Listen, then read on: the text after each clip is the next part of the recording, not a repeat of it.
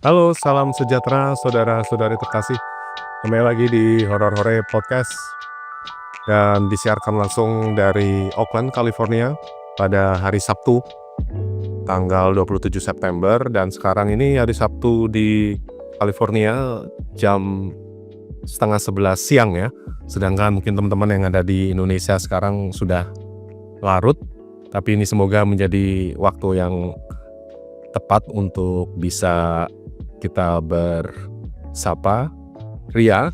Oke, sebelum memulai podcast ini saya akan cek ombak dulu ya bersama teman-teman yang akan join di sini. Oke, mungkin aku mau nyapa dulu ini Mas Ipang sama Mas Renza, apa kabar? Hanya itu Mas. Iya, mantep ya. Kayaknya nih udah pada nggak sabar pengen denger ada update apa tentang update-update terbaru nih ya tentang UFO. Ini banyak banget yang tadi juga kayaknya punya cerita ya. Mungkin nanti boleh ya kalau mau cerita di kolom komentar aja. Oke. Mas Renza ini ya juga dari Indonesian Space Science Society, dan juga begitu juga Mas Ipang dari ISSS yang tadi singkatan dari Indonesia Space Science Society, dan juga mengelola Indonesia UFO Network. Nah, kami percaya bahwa apa yang coba kami hantarkan di dalam konten-konten horor dan juga beberapa dari teman-teman yang sudah mungkin sampai sekarang kita masih terus membahas ini gitu loh, dan ini tidak hanya buat rasa penasaran tetapi juga rasa ingin tahu kita gitu loh tentang keberadaan kita ini. Aku bantu bacakan ya, ini dari teman ya udah punya pengalaman secara pribadi nih. Ada Mas Fikri Setiawan. Om, saya pernah lihat bola warna biru terang tapi sepersekian detik banget, dan itu nggak satu kali tapi 2 kali Om. Kira-kira bisa dijelaskan nggak ya itu apa? Itu kejadian di daerah Pabelan UMS, berarti Solo ya? Mas Fikri Setiawan dari Solo ya ini ya? Nah itu Mas Ipang itu dari Solo tuh. Kit, wah coba mungkin Bang pernah Solo. bener itu nggak? Ya ada beberapa teman juga di daerah arah Boyolali itu dulu ya Mas Wenza, itu sama cerita sharing mereka lihat ya kayak cahaya gitu sama ya sempet aku datangi sama beberapa teman-teman, cuman nggak nutut gitu loh. Dia kasih kabar, kasih video, ini apa Mas ya, kok di sekitar sini gitu. Terus saya sempat jalan sana tapi udah nggak ada. Ada lagi daerah deket stasiun Purwosari itu ada juga. Itu sempat aku videoin juga. Bukan saya yang videoin, tapi temen ini, saksi ini dia videoin, lalu tak upload ke YouTube juga. Itu ada, itu yang dari stasiun Purwosari itu ada di YouTube, bisa cari akunnya Indonesia UFO Network. Nah, nanti muncul itu yang dari stasiun Purwosari itu. Sama kira-kira seperti bola gitu, dia terbang cepat. Oke. Itu yang dari Solo. Di langit yang sama ya Mas, jadi bisa lihat.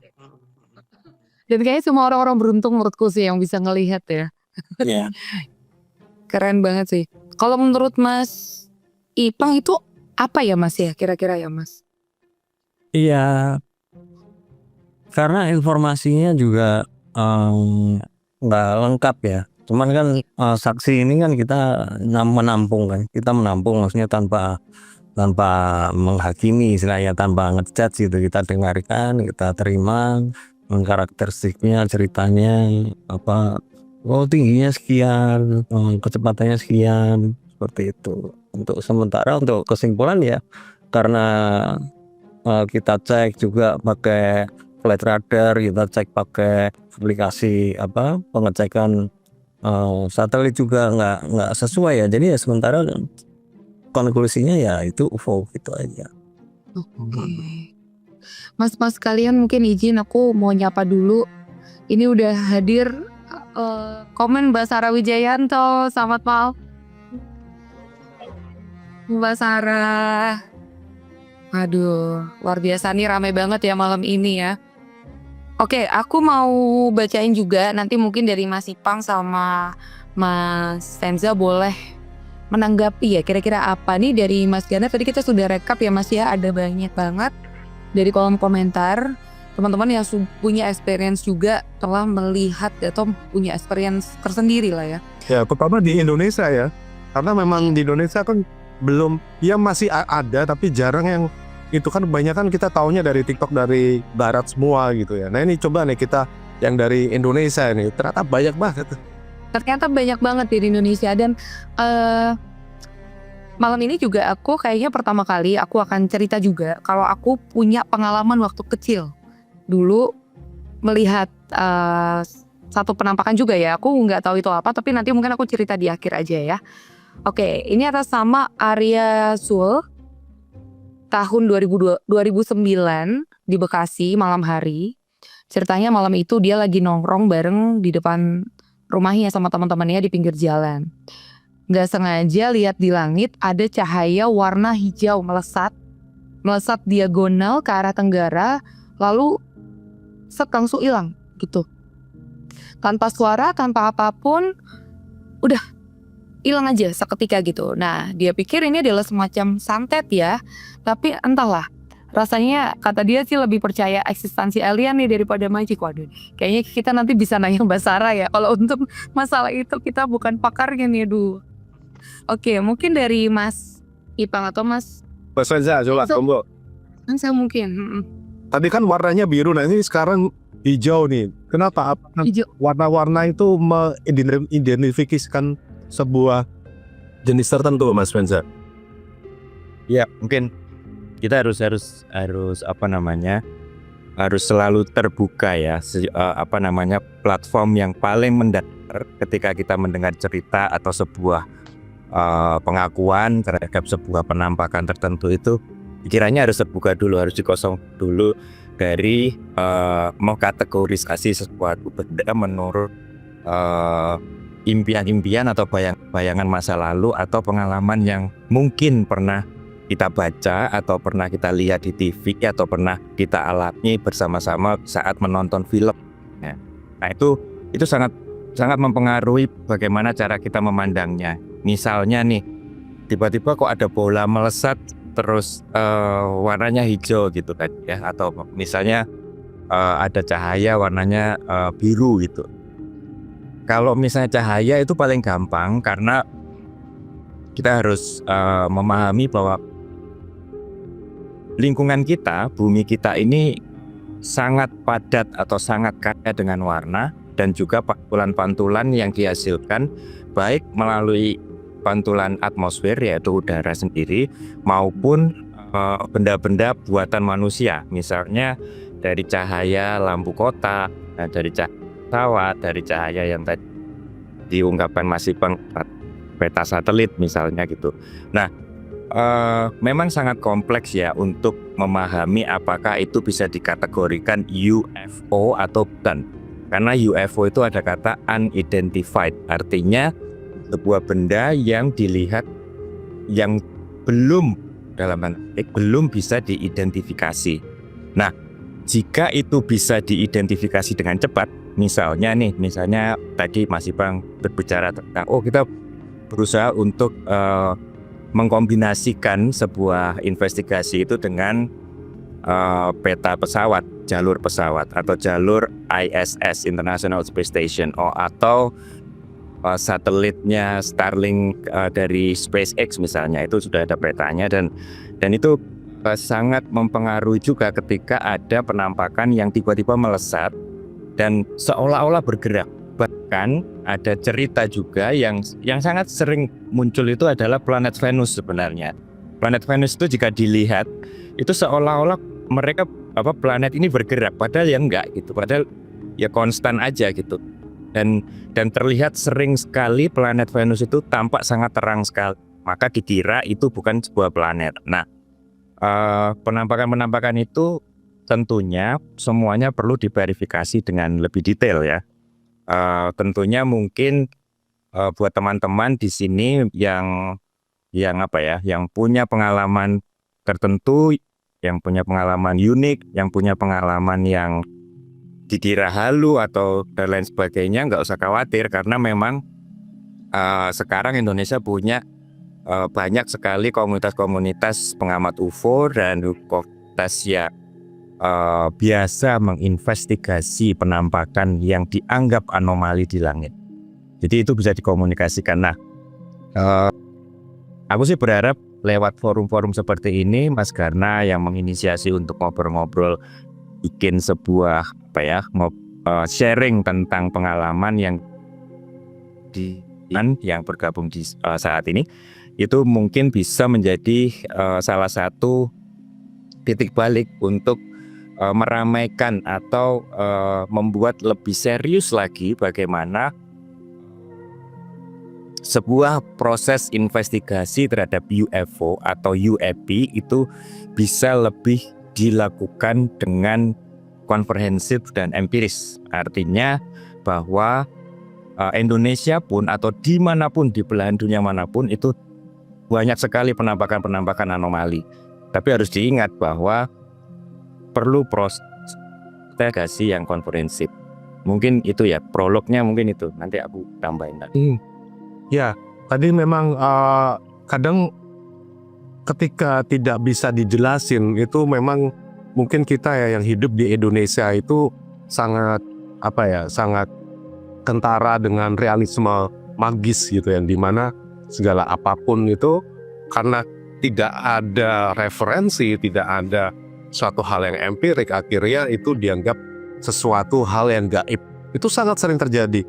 Bahkan ya seperti banaspati kayak atau apapun yang tampak terlihat di langit dan mungkin sesuatu yang bersinar gitu. Mungkin ini yang akan mari kita meredefinisi hal-hal itu gitu, karena tidak semuanya itu gaib, juga tidak semuanya itu UFO gitu loh. Jadi mungkin bisa jadi itu adalah anomali-anomali dari atau mungkin itu sebuah proses kejadian di alam yang dimana menyangkut dengan energi, menyangkut dengan listrik, atau mungkin pernah lihat juga ya ada bola listrik yang tiba-tiba bisa jalan gitu, atau bahkan kita sering lihat di TikTok mungkin itu ternyata generate AI. Ini itu juga perlu kita sangat seksama ya. Oh ya, ini kita lanjutin ada dari Ruby Iswar nih. Saya langsung aja ya. Saya pernah lihat daerah tol Cipali arah Jakarta. Itu warnanya itu cahaya hijau, sekelebat itu turun vertikal. Nah, pas dicek di map posisinya itu tepat turun di Waduk Jatiluhur. Itu sekitar pukul 1:30 dini hari. Nah, biasanya itu menurut teman-teman, apakah penampakan dari cahaya itu berkaitan nggak dengan posisi tertentu? Atau biasanya kan kalau di Inggris mereka ada crop circle yang memang memakai lahan gandum yang sangat luas supaya agar bisa diakses, dilihat gitu ya. Memang ada kesengajaan memang ini supaya bisa dilihat atau bisa membentuk sesuatu, atau sama yang seperti dulu ada crop circle yang ada di Yogyakarta kala itu. Monggo Mas, kira-kira gimana itu? Sebenarnya kalau secara perspektif personal, saya meyakini bahwa penampakan itu terjadi merata, terjadi di semua tempat. Karena memang semua tempat di muka bumi ini itu adalah unik adanya. Jadi ada fenomena yang berasal dari yang tadi saya sebutkan, refleksi cahaya atau ilusi optik bahkan. Terus bagaimana kita bisa meyakini bahwa proses kita berpikir itu tidak akan lepas dari pengalaman masa lampau. Jadi apapun yang kita lihat pada saat kita melihat sebuah penampakan itu sangat tidak bisa dilepaskan dari pengalaman apa yang pernah kita pelajari sebelumnya atau kita lihat sebelumnya ya. Jadi misalnya orang di Jawa atau di Jogja banyak sekali laporan penampakan atau cerita dari teman-teman yang mengatakan ada cahaya merah panas pati gitu, ada putih melesat dan sangat cepat gitu, ada benda segitiga yang bergerak zigzag dan lain sebagainya. Nah itu juga harus dicermati bahwa kita mempunyai cerita tersendiri dalam memori otak kita sebelumnya. Jadi ketika kita melihat sesuatu yang bergerak sedikit saja atau mirip-mirip seperti apa yang pernah kita gambarkan atau bayangkan, tentunya itu akan mengarah pada satu memori di mana ada kongruen, ada kesamaan yang bersifat sudah terjelaskan dalam pikiran kita. Nah, tapi juga ada point of view yang lain, artinya bahwa bentuk-bentuk yang kita lihat itu sebenarnya masih predictable. Kalau kita amati itu bentuknya itu bulat, segitiga, kotak gitu. Jadi masih sangat jarang penampakan yang bersifat abstrak. Tentunya film-film sekarang, kalau kita merunut tentang perkembangan film science fiction ya tentunya, itu dari bentuk yang tadinya geometris, sekarang mengarah kepada yang tidak geometris lagi. Jadi ada yang berbentuk abstrak. Nah, tentu saja ini juga mengarah pada prediksi atau perkembangan tertentu dari bagaimana cara kita menuturkan itu. The way how to tell story. Itu sangat berpengaruh terhadap apa yang kita lihat. Misalnya nih, nggak usah jauh-jauh yang kemarin Mas Garna bahas tentang Three Eye Atlas misalnya, itu kan bentuknya abstrak ya, bentuknya apa tidak aerodinamis dan itu sangat jauh dari bayangan kita terhadap sebuah spaceship tertentu yang pernah kita lihat dalam sebuah film atau kita baca dalam sebuah komik atau buku science fiction. Nah, tapi lagi manusia diburu dengan gampangnya itu menerima pendapat bahwa ini sebenarnya ada kemungkinan bahwa ini sebuah spaceship gitu. Ini interstellar visitors. Jadi ada perkembangan yang merubah paradigma dengan sangat komprehensif juga. Nah, ini juga harus diamati. Jadi kalau kuku harus bentuknya piring terbang, harus bulat gitu, harus bola. Terus kemudian ada yang kotak, ada yang segitiga, terus kemudian ada yang abstrak. Nah, film seperti misalnya Nope gitu ya, film Amerika yang sempat viral di kalangan pengamat UFO, itu mereka malah bermain dengan awan yang tiba-tiba dengan sangat abstraknya, ada sayapnya, ada bisa nyambar orang, berupa asap, bisa ada cahayanya dan lain sebagainya. Nah, itu juga sebenarnya memori itu ada pada level di mana nenek moyang kita dulu membentuk satu cerita-cerita, aku nggak tahu itu fiksi atau enggak, tetapi cerita-cerita yang turun-temurun, seperti misalnya sebuah sosok tertentu yang dalam hal ini kita bisa mengkategorikan dalam ranah horor mungkin ya, lebih ke horor. Nah, tapi sekali lagi penampakan UFO yang sudah banyak kita lakukan pengamatannya, baik itu dilakukan secara mandiri, baik itu dilakukan kolaboratif, baik itu dilakukan kolaborasi dengan instansi-instansi terkait yang berpengalaman tentu saja dalam bidang sains, itu belum menampakkan tanda-tanda yang signifikan sampai hari ini. Belum ada tanda-tanda yang signifikan, belum memuaskan semua orang. Dan juga belum pernah ada indikasi bahwa benar-benar Indonesia pernah kedatangan sebuah UFO yang masif dilihat tunnel tertentu atau semacamnya.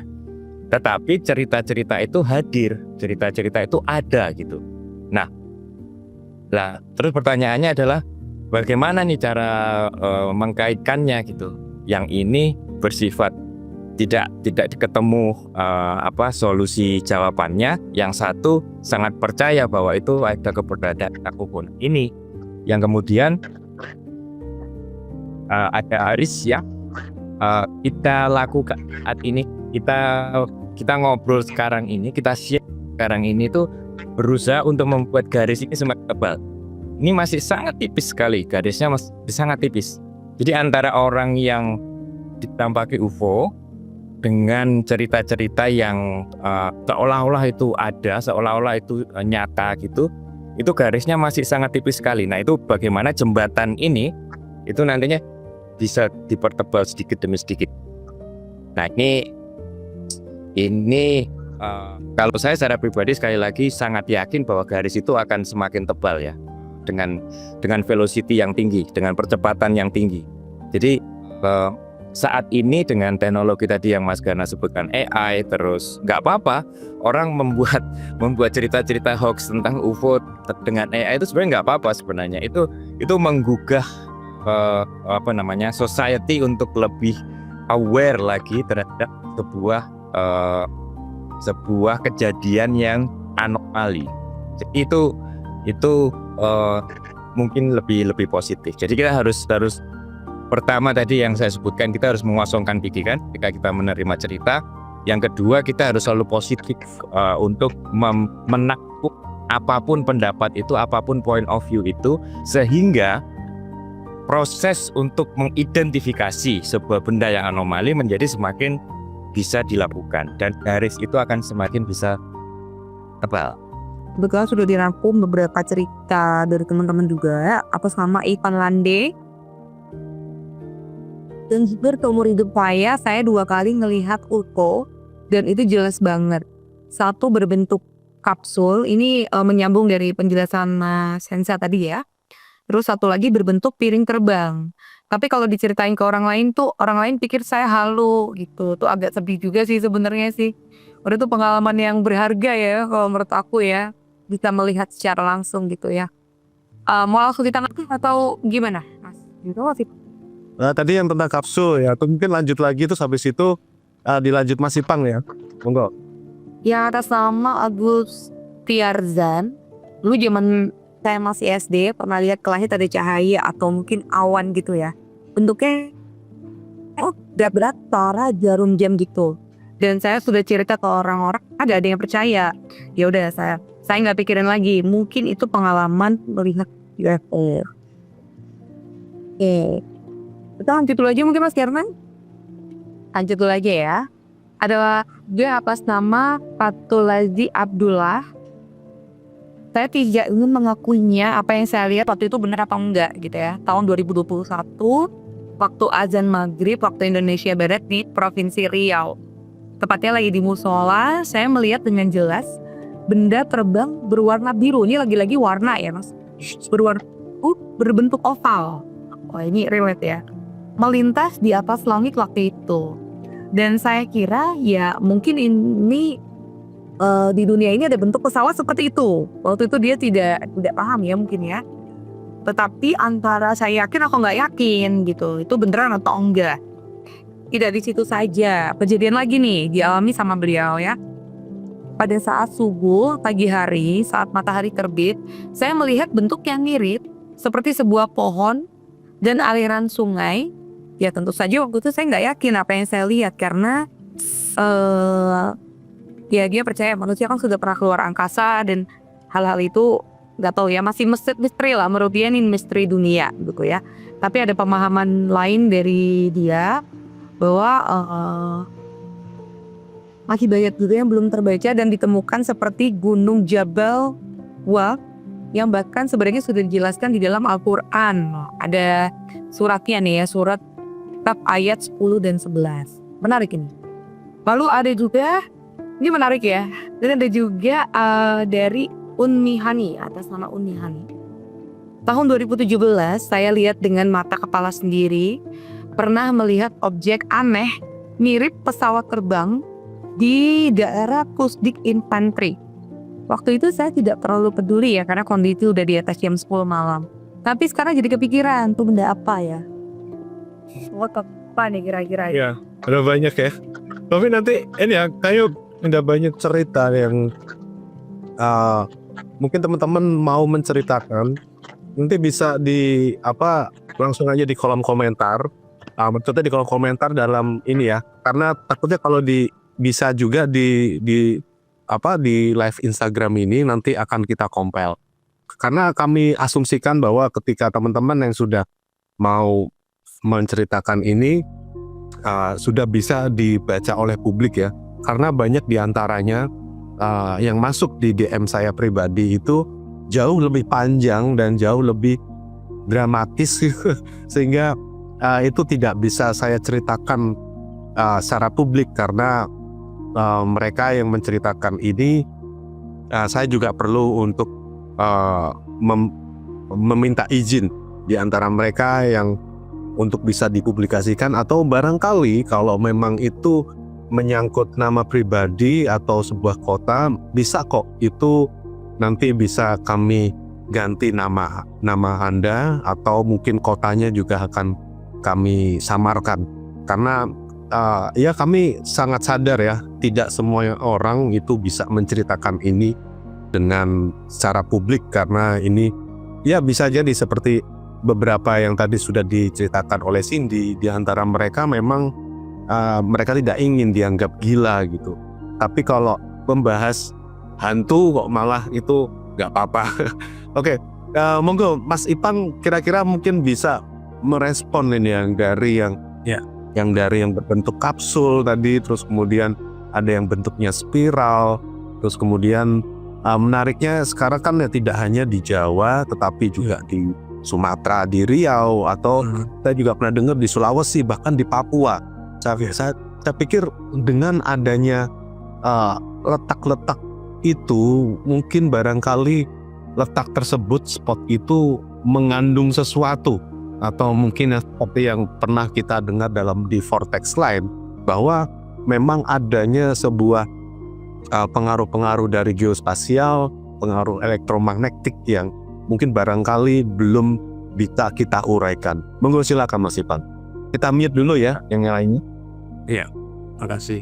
Mungkin kita nggak bisa merespon satu persatu ya dari sekian banyak laporan yang masuk di kolom komentar, karena ya saya sendiri selama ini mungkin dalam 10 tahun belakangan ini juga membantu beberapa komunitas atau teman-teman pengamat astronomi dan UFO.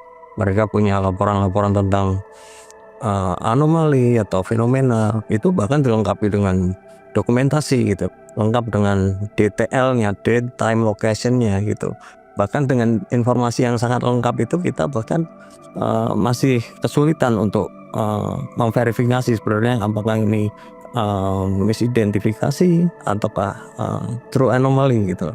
Nah, apalagi jika kita di kadang membaca atau menerima cerita-cerita dari teman-teman atau dari publik gitu, hanya sekedar komentar yang tidak dilengkapi dengan informasi yang penting ya, yang sangat kita butuhkan dalam memeriksa atau menganalisa, atau mungkin cross checking dengan beberapa teman-teman di astronomi mungkin, atau teman-teman di misal di FAA, di ATC seperti itu. Dan itu kadang sangat disayangkan, banyak cerita yang menarik dengan bentuk UFO-nya yang beraneka ragam, ada yang berbentuk kapsul, cahaya. Kita pun banyak informasinya dari sempat dipetakan juga dari teman komunitas UFO juga, dibuat petanya. Ya memang itu Indonesia bukan hanya istilahnya kalau hanya berkiblat dari barat, itu saya kurang setuju, karena memang banyak sekali laporan yang masuk gitu. Cuman ya memang stigmanya memang sangat tinggi gitu kan, stigmanya.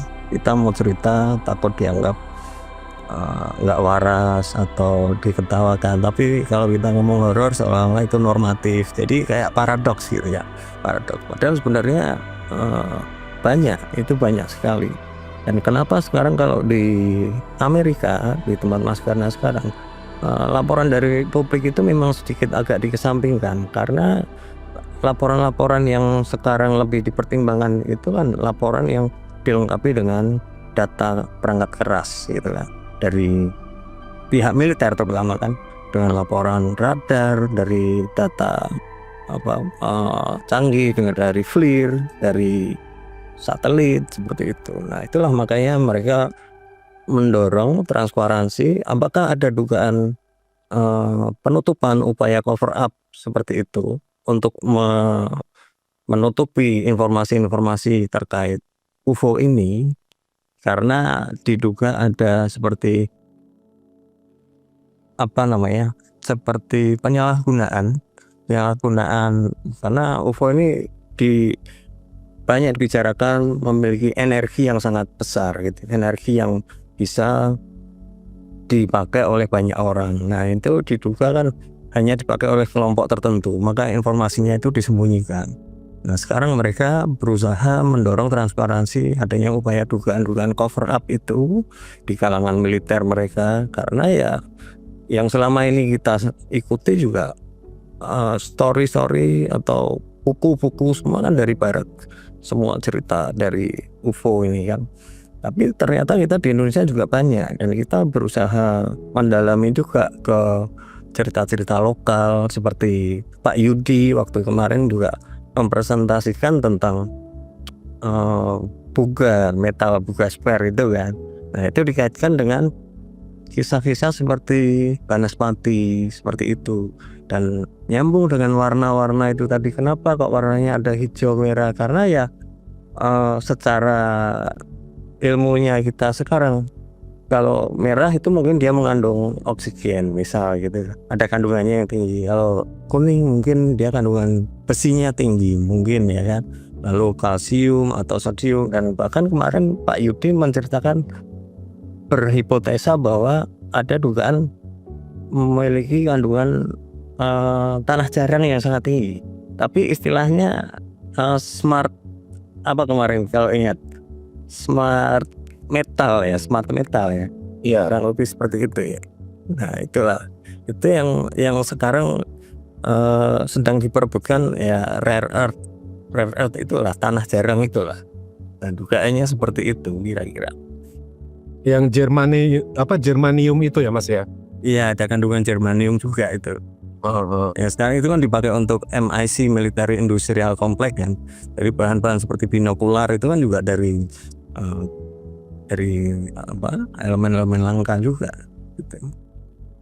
Ya, kayaknya memang elemen ada mungkin dari elemen yang sudah ada, dan bahkan sama mungkin tadi yang ada yang bertanya tentang 3i address itu ya. Barang juga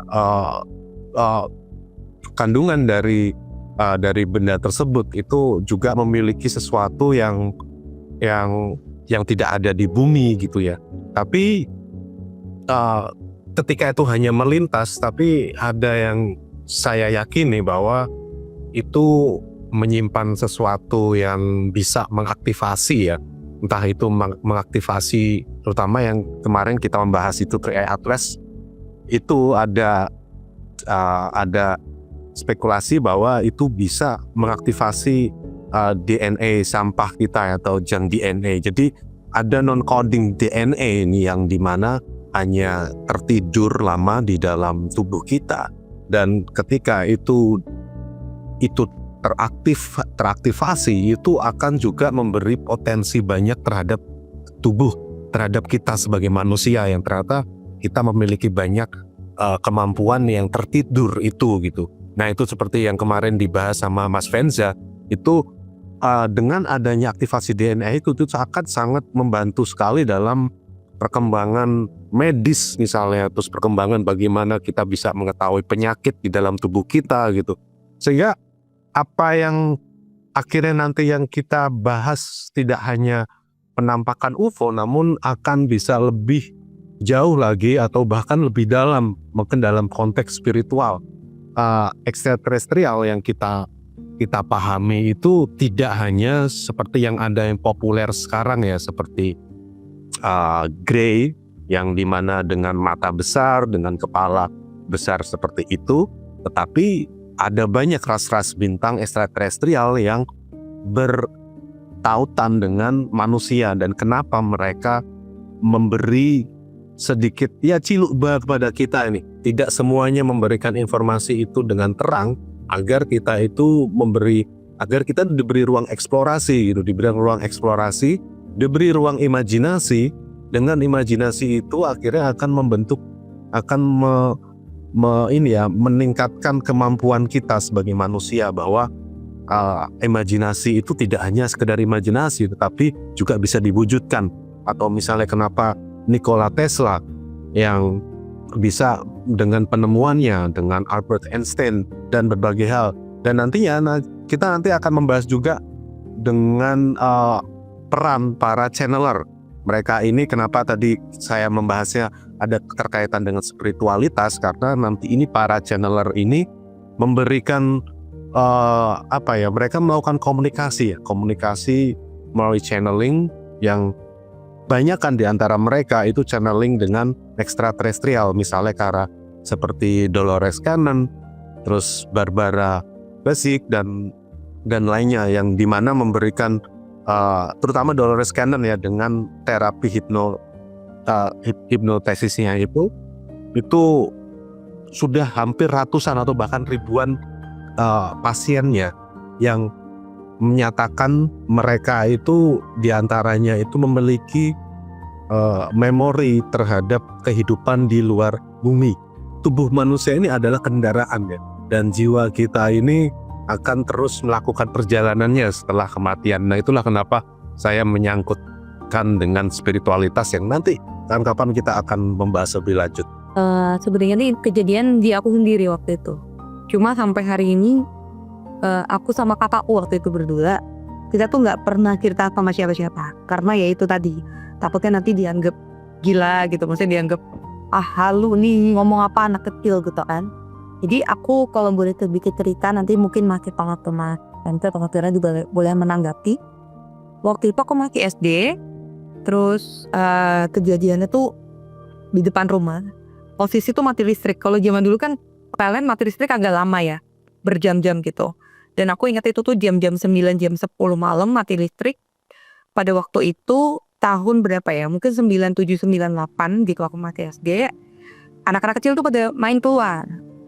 Tadi kalau mati listrik itu kan langit terang banget ya, langit terang banget. Dan itu enggak posisi mendung juga. Aku lagi main sama anak-anak di depan gitu. Tiba-tiba tetanggaku tuh yang udah agak gede, anak SMP gitu, dia nunjuk-nunjuk ke kabel listrik. Nunjuk-nunjuk kabel listrik, itu apa gitu kan. Berarti dia lari nih pergi karena ketakutan. Pas aku nengok sama kakakku tuh, aku posisi berdua sama kakakku. Aku sama kakakku tuh juga cuma terpaut 2 tahun usianya. Kita nengok, lihat ke kabel itu tuh ada hewan. Kayak menurut kamu tuh hewan, tapi menurut aku tuh bukan hewan. Makanya ketika kebetulan kakakku juga adalah penggemar UFO ya, jadi kami diskusi pada waktu itu. Aku udah gede, itu hewan apa? Kok bentuknya kayak koala? Bentuknya kayak koala, tapi ukurannya tuh, sorry ya, aku ikutin tumblerku ya, ini paling tingginya segini, telinganya tuh besar banget, telinganya besar, matanya tuh besar kayak koala, tapi ukurannya tuh bantet gitu loh, kepalanya gede, ininya gede. Warnanya ungunya tapi ungu kayak gimana ya? Ungu ke biru, nggak ke pink, tapi ungu agak kebiruan gitu. Dia lari tuh di atas kabel listrik, terus lari tuh hilang. Aku sama Mas Lat pernah nggak sih freezing ketika melihat sesuatu yang apa ya? Kayak ada magicnya di kita. Jadi kita bengong gitu, ngeliatin dia lari. Terus nggak lama dari itu kita ngelihat kayak ada bentuk, entah itu pesawat atau apa, dia meletus gitu. Aku agak lupa ya warnanya, entah. Yang jelas tuh bukan warna-warna putih, bukan warna kuning gitu. Aku nggak tahu ya, entar hijau atau biru, aku agak lupa karena aku masih kecil. Tapi aku sama kakakku inget banget setelah si hewan ini lari dan hilang di kegelapan gitu, itu ada kayak pesawat yang cepat banget. Nah, ini aku pertama kali cerita di sini. Aku goosebump ya, aku merinding ya. Aku merinding aku ceritain itu. Kulit lu banget situ. Kita tunggu nanti versi panjang dulu ya, karena mungkin juga nah ini nanti sidangnya UFO atau apa yang ada di langit, tapi juga mungkin bertemu dengan sosok yang mungkin ya bisa jadi, karena ada beberapa kemarin waktu pulang ke Indonesia kemarin ya, ada beberapa teman juga menceritakan kalau ini sudah nggak benda aja nih, tapi ini sebuah sosok gitu ya, sosok yang mungkin secara langsung atau bahkan dari mimpi atau bahkan dalam melalui astral projection. Sedikit untuk membacakan yang sudah teman-teman yang sudah menyimak tadi ya sebelumnya, terima kasih banyak. Ada Tamalos Boys, ini dia juga memberitahu kalau dulu di Cilengsi itu berupa drone. Terus kemudian ada Meli, terus kemudian ada Jian Ramadan, terus kemudian ini juga tadi Mbak Sarah Wijayanto juga ngasih komentar bahwa komentar kalau kakeknya RJ Salatun yang merupakan Bapak Studi UFO Indonesia itu sangat senang sekali kalau mendengar tentang obrolan kami nanti. Ya semoga aja nanti Mbak Sarah Wijayanto mungkin kapan-kapan bisa ngobrol di horror podcast kami nanti ya, kapan-kapan kalau nanti ada kesempatan. Baik begitu, terima kasih banyak. Rasanya kita akan masih banyak lagi akan kita bahas. Terima kasih banyak teman-teman yang sudah mampir. Nanti kalau ada yang sekedar mampir bisa mendengarkan versi YouTube-nya juga. Terima kasih Mas Ipang, Cindy dan juga Mas Venja, dan semoga kita bisa bertemu di sesi berikutnya dan semoga kita bisa menikmati akhir pekan ini dengan menyenangkan, dan sampai ketemu di video berikutnya ya. Thank you semuanya.